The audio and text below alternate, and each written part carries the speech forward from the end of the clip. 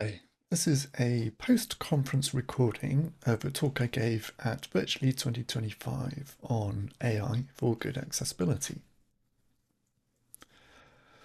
As a quick introduction of me, I'm Alistair Campbell. I spent several decades at Nemensa before we joined GAIN. Most of that time has been working in accessibility with some user research, information architecture and front-end code. My other hat is the co-chair of the Accessibility Guidelines Working Group working on the Web Content Accessibility Guidelines. The first thing to acknowledge is that AI is a big umbrella term. There are lots of tools that come under this umbrella, from the more traditional expert systems to the latest large language model, LLM for future in this talk. I'm not an AI expert. I don't know if anyone is an expert across all of this, so I'm coming at it from an accessibility point of view.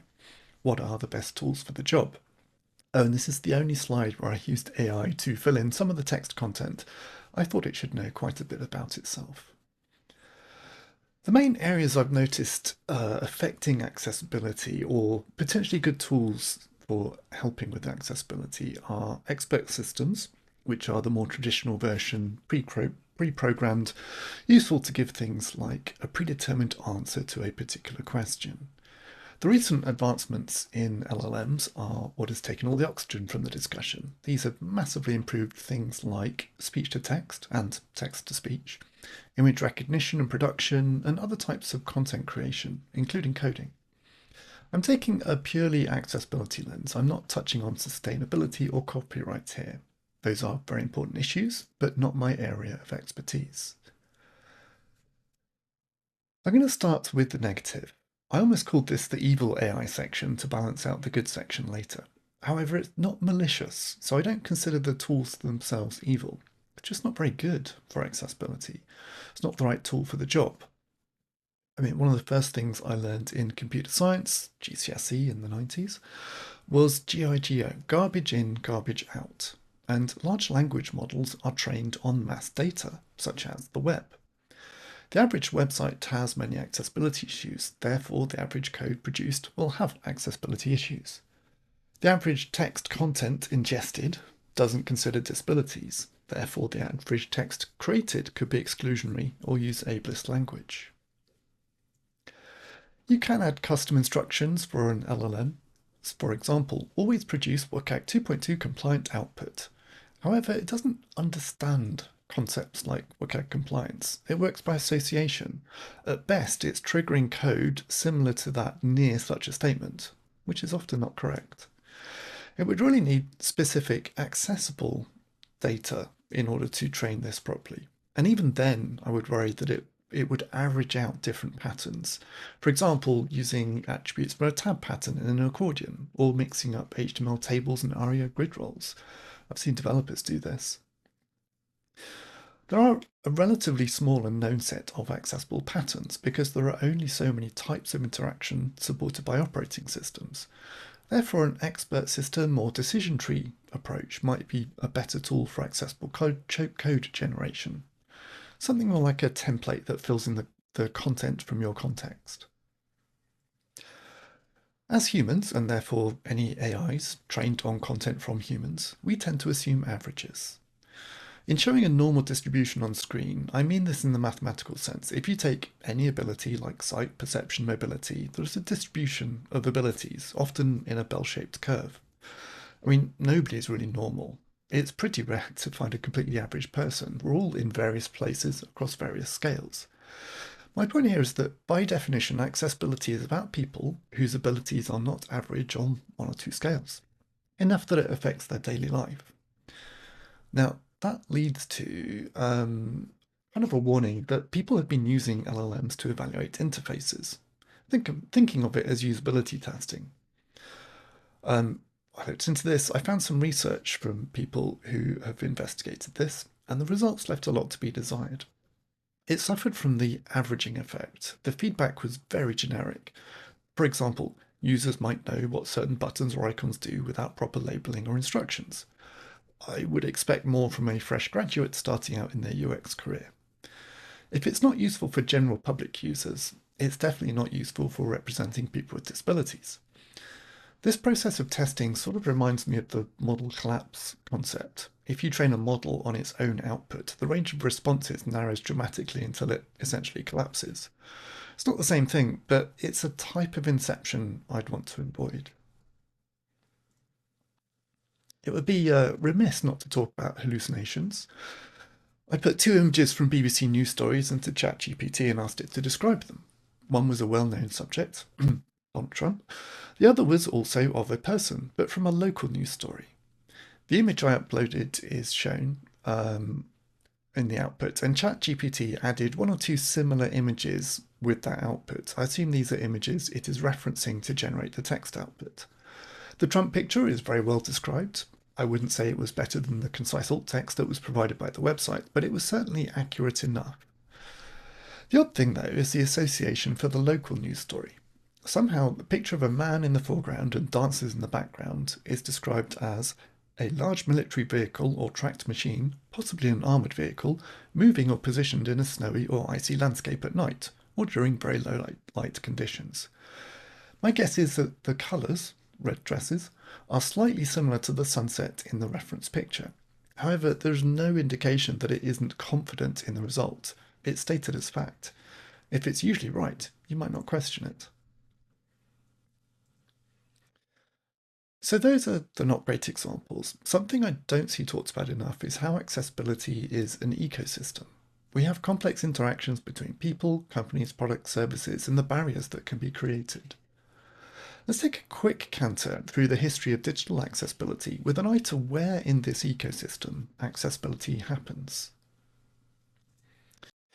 My aunt-in-law, is that a thing? Started programming with punch card computers in the 50s or 60s. It was a very specialist kind of work, and there were no accessibility features that I know of.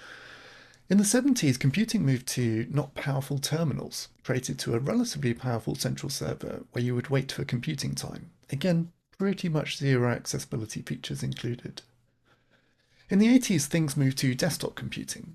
These were generally not networked, at least at home, but they were powerful enough to run accessibility applications like screen readers and voice input. They might not have been great, but they were possible. And then in the 2000s, computing became more efficient, laptops became possible, but the bigger thing was that the web took off. This was very good for accessibility as the web was built to be accessible by default. It is easy to add barriers, but it's much easier to make something accessible compared to a platform where accessibility is always an extra. It's a standardized platform that worked across operating systems, so it was to everyone's advantage to be compatible with it. In the 2010s, mobile apps took off, but the combination of new platforms, where accessibility lagged, and touchscreens, a blank slate of an interface, was a major setback for a while. Thankfully, the mobile platforms like iOS and Android have come a long way quite quickly, and in usability testing, we often find people with disabilities preferring the mobile interface. The interesting thing about the 2020s is that there isn't a new user platform or a new interface, but there is a different way of interacting with companies and services.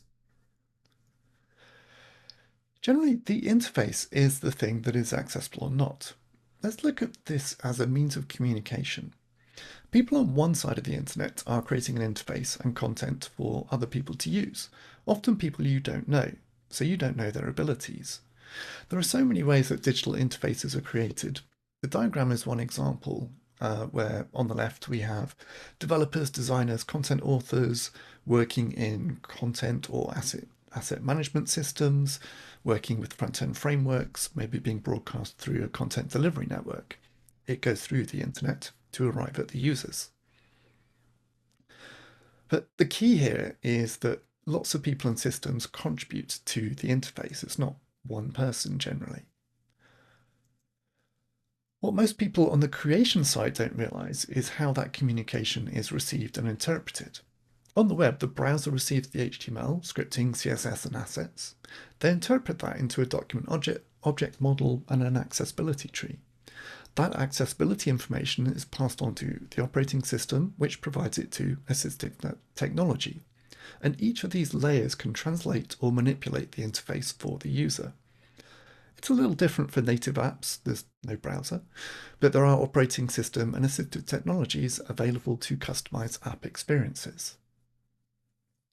So the internet is the medium in the middle, where the interface transits from the creator to the user. So using a standardized interface means that a standardized user agent knows how to deal with them. I'd like to highlight a few examples of how this can work. The first example is visual manipulation. Someone with low vision might be using a large screen but need the content to be bigger, much bigger. Browser zoom in this case, or magnification software can do that. Some people with cognitive impairments or some visual issues might need a dark background and high contrast. Some people with cognitive impairments might need a different font, or simply more spacing between words and letters. These kind of manipulations are commonplace when using the web, but they do require websites to be put together pretty well.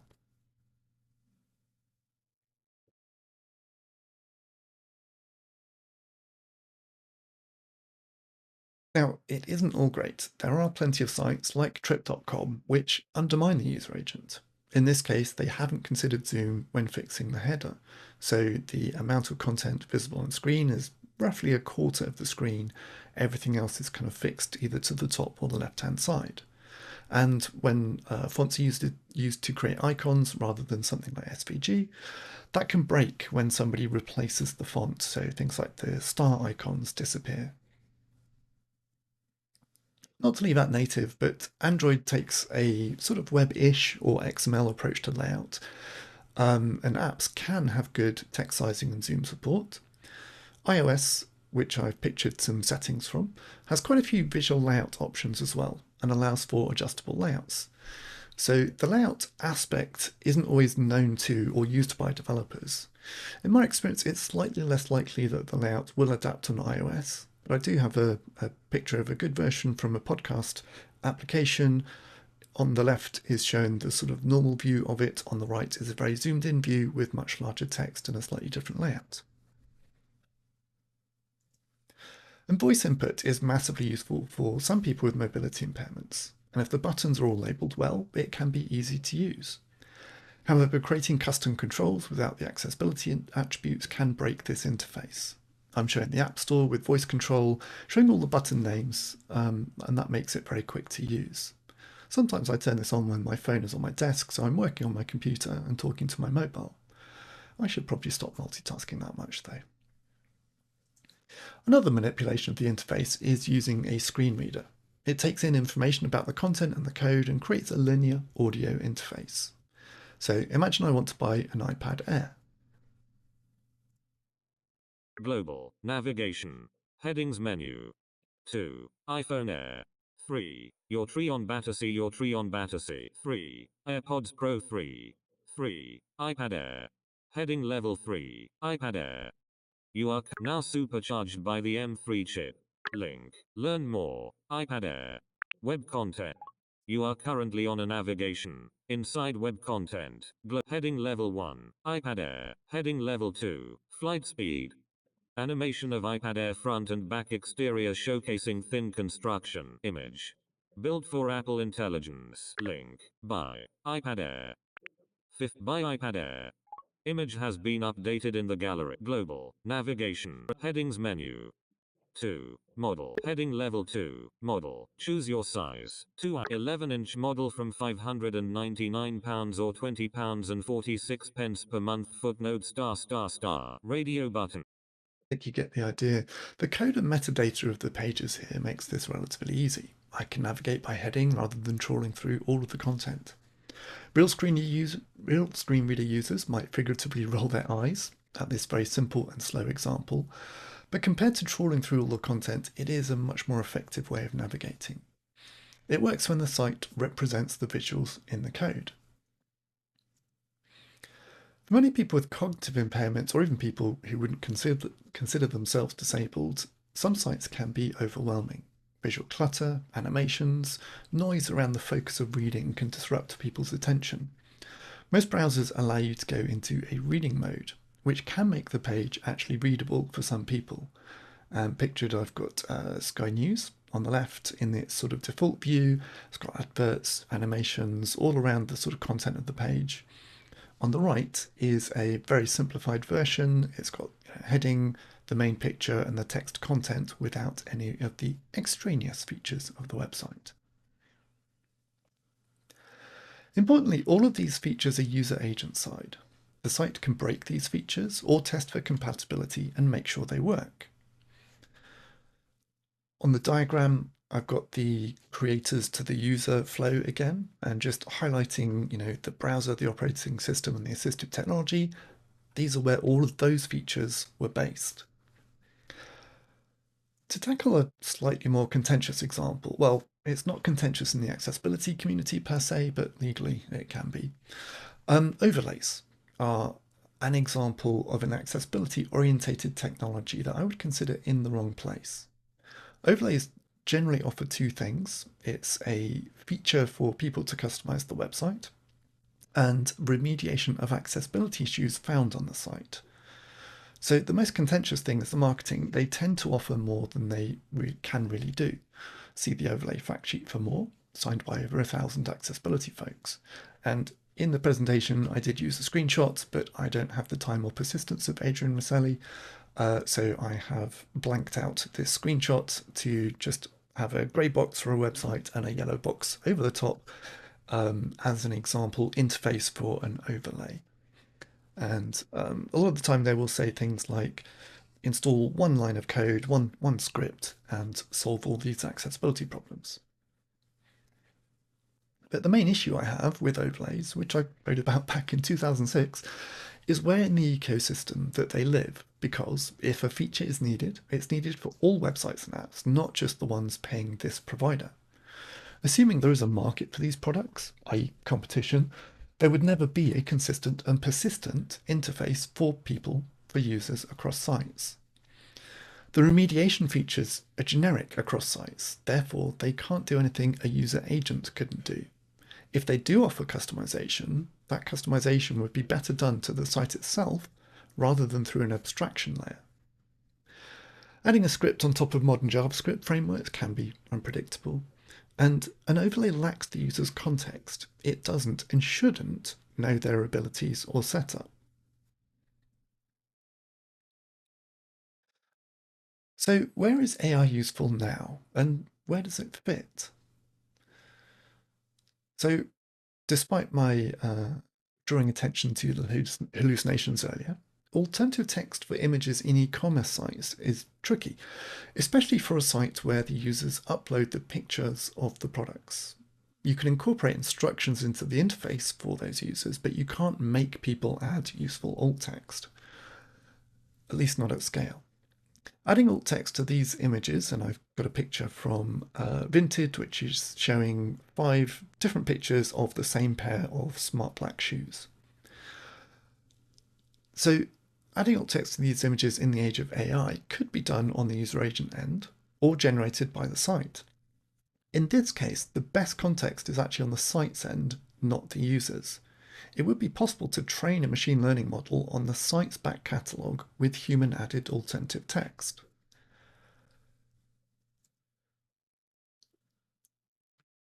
So I've got an example on screen from JAWS's materials. JAWS's, I think it was a press release.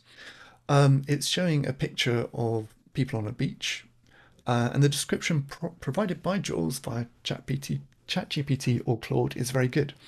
The short description is, the image shows a group of 6 friends sitting on the beach. They're all smiling and laughing, and some of them are singing.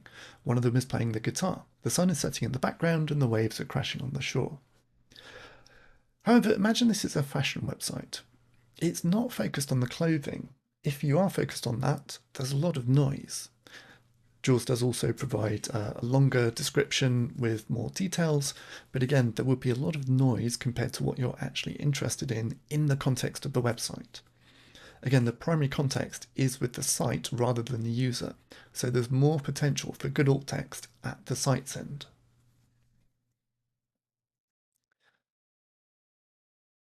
So I'm showing on screen a picture from a conference featuring Jenny Le Fleury, who's got a Microsoft Q1 Financial 25 income statement diagram in the background. I took a picture of this, fed it into ChatGPT, and it was very good. I didn't spot any mistakes or issues, even though the presenter's head was blocking part of the diagram. An advantage of this description over standard alt text is that it can include structure. Simple alt text is plain text with no structure. The description for this diagram really needs lists and headings and more complexity than plain text. The only thing I'd point out is the description only needs to be generated once. If that were done at the site, that's one subscription, or every user who needs it needs a subscription. There's discussion in the Accessibility Guidelines Working Group about videos which have no pauses where you could insert audio description. In the example video, which I played at the conference, I showed the first 7 seconds of a video about shoes, and it is really packed with visual information. As a sort of equivalent, I've put in a description from the Picceybot, Picceybot, which generates an automatic description of the visuals, and it did a good job. It said things like, a woman in a black and maroon top, black shorts and a white baseball cap stands with her arms outstretched under a white, arching structure, looking out at a city skyline with a tall skyscraper in the distance. The text, Vivo barefoot shoes, are they worth it, appears on the screen. So it's describing the visuals, it does well, but there is so much of it, so it's very long. Very, very long. It's a good couple of paragraphs worth just for the first 7 seconds of this video, which also has the lady speaking the whole time, so there's no room for an audio description. And it could be much more concise, more useful, if the author could produce it, or at least edit it down. So when creating alternatives, assistive technology, mainly screen readers in this context, lacks the relevant context because they can't know what is intended by the author. A specifically trained large language model or machine learning thing at the creator's end would be better. However, I have to acknowledge that a screen reader's ability to create a description on demand is a very useful fallback. It is much better than nothing, and nothing is kind of the average on the web at the moment. Another feature is where battling the tide of images with text embedded in them. Often people on social media will try to get around character limits or just want a particular style of presentation. And optical character recognition has been an accessibility feature since at least the 90s, but it hasn't been mainstream for long. Now it's built into things like iPhoto and Android maps. I use it for copying recipes from video comments as they prevent copy and paste. So the screenshot is a screenshot I took of a recipe in the comments of an Instagram video, which prevents copying. So I screenshot it and I use iPhoto to copy the text out into a note.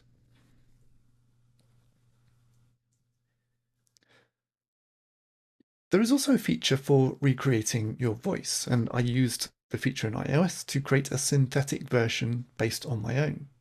I just did the quick version and it didn't do a great job, but I think it's recognizable as me.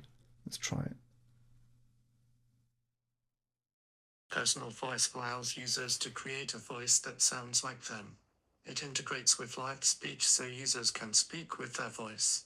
It could be a privacy nightmare, but it's on device. Robotic version of me, but not too bad. I don't think I'd set it as my screen reader voice for very long though. So the screenshots I've got are taken from a personalization spec at the W3C. It's how to make a good cup of tea as a wiki page, which has got main content and it's got a right-hand column with like ratings and comments, and there's various kind of bits around the content. And then there's another screenshot with the same website, but personalized. So it's simplified it, it's taken away the navigation, the header, the sidebar, it's focused on the content, and it's added some icons to help certain people with cognitive disabilities understand the text better. I couldn't find an AI version of this, but this is ripe for being done with machine learning. It could do a better, well, not a better job necessarily than somebody who's creating it on site, but it's much more likely to be done. I mean, transforming an interface, including the actual content on the page for reading level, simplicity and removing distractions, should be relatively easy for an AI plugin.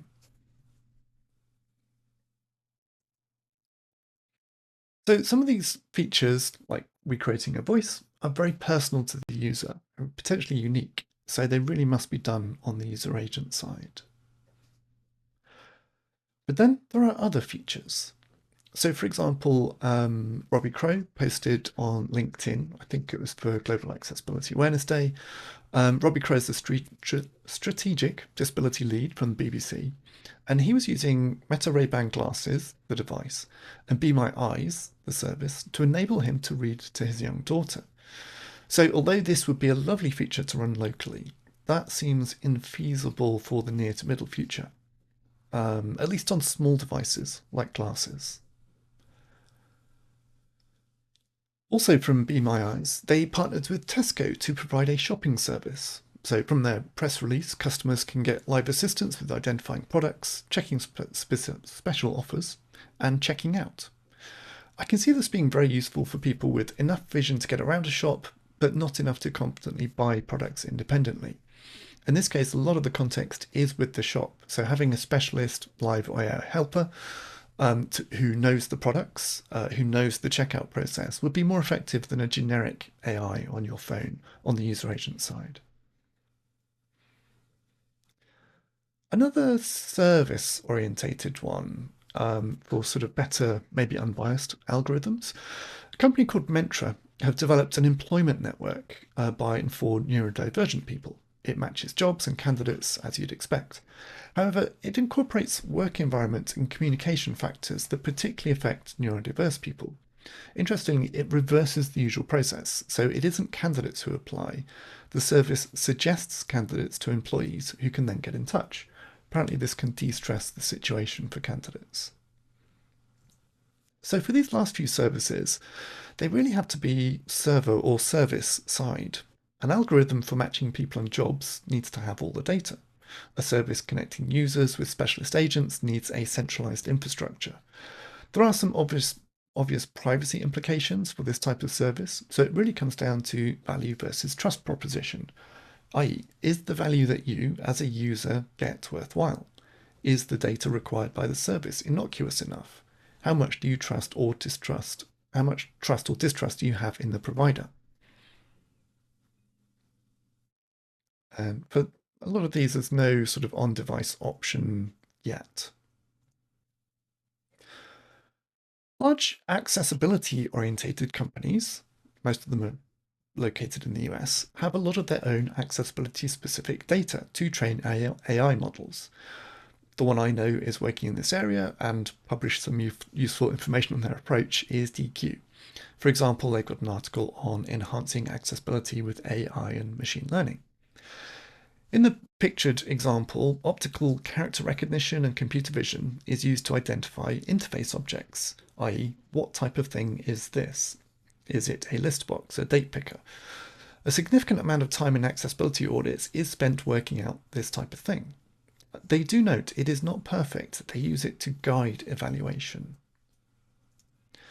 Deque calls this human-centered AI, where it's guiding humans rather than replacing them. The interface presents each result and asks the human if the result is accurate. As well as improving accuracy, I assume this could also help to improve the system, to train it. However, for a developer in a hurry, would they pick up the difference between things like a menu and a list item? So in the example pictured, it's East Sierra avalanche forecast. It's highlighting an item in the navigation, and on the right-hand side is a panel showing the accessible name, role, detected role, any stakes, and it's got some questions around does it accurately describe it, and would you rather use the one that was detected or the one that's suggested? And I'm not sure a developer in a hurry is going to know the subtleties between some of these options.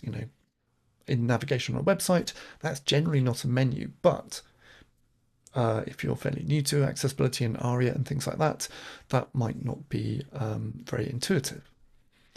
Still, as a part of this service, there is a chatbot available that has been trained on Deque's accessibility materials. As somebody who spends a lot of time answering developers and designers' questions on accessibility, I'd guess that could cover at least 80% of the common queries quite effectively. As long as the person asking knows how to form the question well enough to trigger a good answer. So currently there's a lot of value in AI-supported testing if you have good data to train it on. But thinking ahead, the types of tasks the testing AI provides could be done by the user agent. Imagine that the site has ignored accessibility. It just implements something that works visually. The user agent, like a screen reader, could check a web page and discover that there are big discrepancies between the markup and the visual intent. It could add its own layer on top, overriding the poor code provided by the site. There's another big if though. It would have to be pretty close to 100% accurate for this to work. A bit like a voice assistant that you talk to. If it gets it wrong a couple of times, it could be really frustrating. Another wide-scale approach is InnoSearch, which aggregates products from across the web.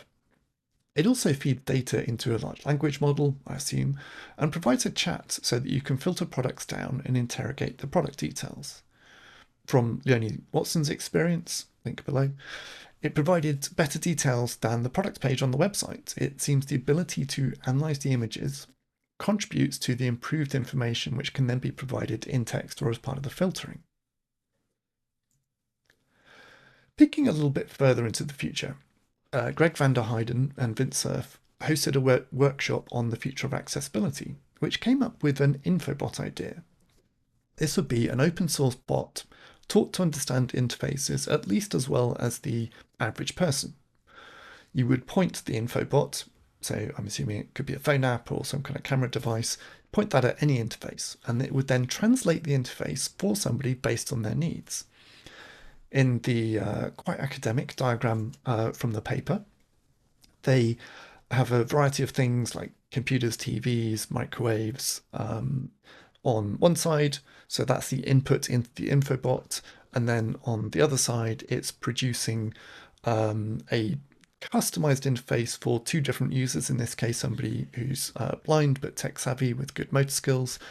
And in another case, for somebody with low vision, tremors, and trouble with hierarchical or complex interfaces. So it could, depending on the user, just create a custom interface as needed. It sounds great academically, and it's worth reading through the research paper. I do wonder, though, if it could be a bit like the telephone game, where information is lost in transformation. That's something that would need to be really ironed out. I mean, there's even a company called UiPath that provides a service that's a bit like the QA tools Cucumber or Selenium. It uses a browser like a human to complete tasks on enterprise systems, automating back office and repetitive tasks. And this seems like it's just, you're adding on a program to use another program. Yes, because it's cheaper than replacing the legacy system with something that works direct.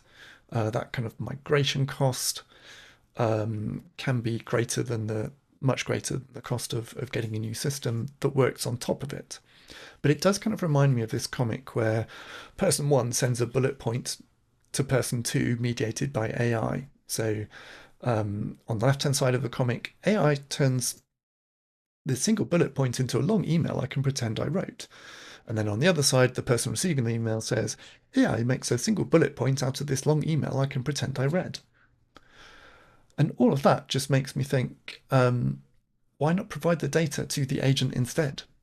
Don't bother creating an interface at all. Let the agent do it.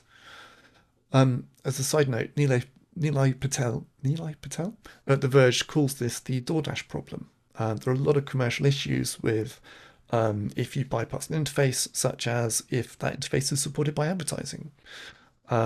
It's essentially killing off the model of the people who create the content. And if they don't create the content, there is nothing for the AI to interrogate anymore.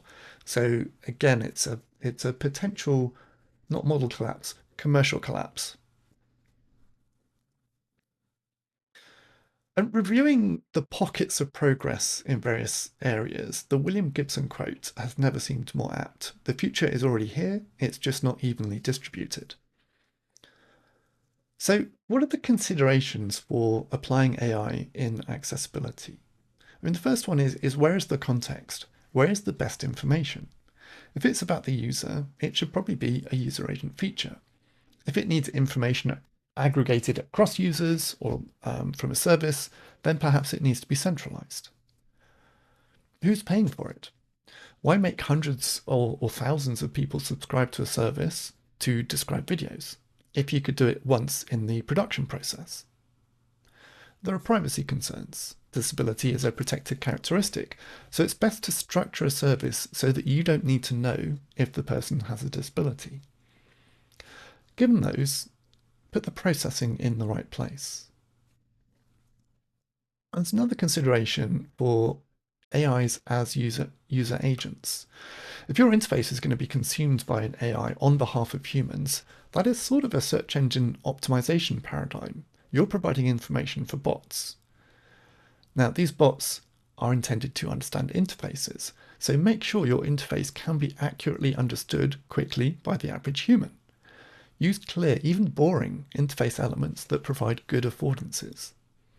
It isn't clear how much code analyzing these AI bots do now or will do later, so code might be important. So if you know aggregators are trawling your information, check how it comes out as a user of their service, a bit like checking SEO results for your domain. So think before you AI. Thank you.